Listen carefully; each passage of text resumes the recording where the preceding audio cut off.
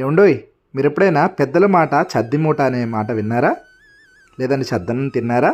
ఇప్పటివరకు చద్దన్నం తినకపోయినా, ఆ మాట వినకపోయినా, నేను చద్దన్నం ఎలా చేసుకోవాలో చెప్తున్నాను, అలా చేసుకొని తినండి. ఎన్నో లాభాలున్నాయి. శరీరానికి చలవదనం, అలానే ఎన్నో ఆరోగ్య ప్రయోజనాలు ఉన్నాయన్నమాట. దానికోసం ఒక మట్టి కుండ తీసుకోండి, లేదా ఒక గిన్నె తీసుకోండి.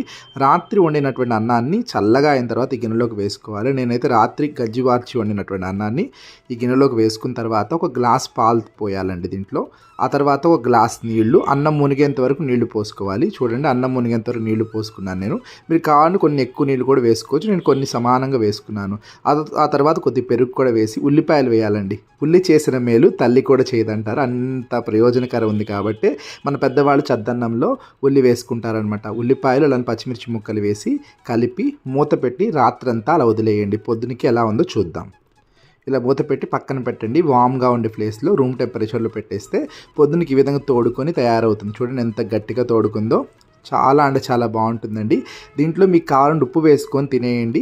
నేనైతే ఊరగాయతో తింటున్నాను కాబట్టి ఇక్కడ ఉప్పు వేయలేదండి. ఈ విధంగా ఒకసారి కలుపుకొని మీకు నా సర్వింగ్ బౌల్లోకి తీసుకొని నచ్చినటువంటి ఆవకాయ కానీ, నిమ్మకాయ కానీ, మరి ఏ విధమైనటువంటి పికిల్తో అయినా ట్రై చేయండి. చాలా అంటే చాలా బాగుంటుంది. ప్రోబయోటిక్స్ ఉంటాయి, మనకి కడుపుకి చల్లదనం, శరీరానికి చలువదనం, ఎన్నో ప్రయోజనాలు ఈ చద్దన్నాన్ని మీరు కూడా తప్పకుండా తిని ఆరోగ్యాన్ని పొందుకుంటారని ఆశిస్తూ, నచ్చితే లైక్ చేయండి, మీ ఫ్రెండ్స్ షేర్ చేయండి, నా ఛానల్ సబ్స్క్రైబ్ చేయడం మర్చిపోకండి.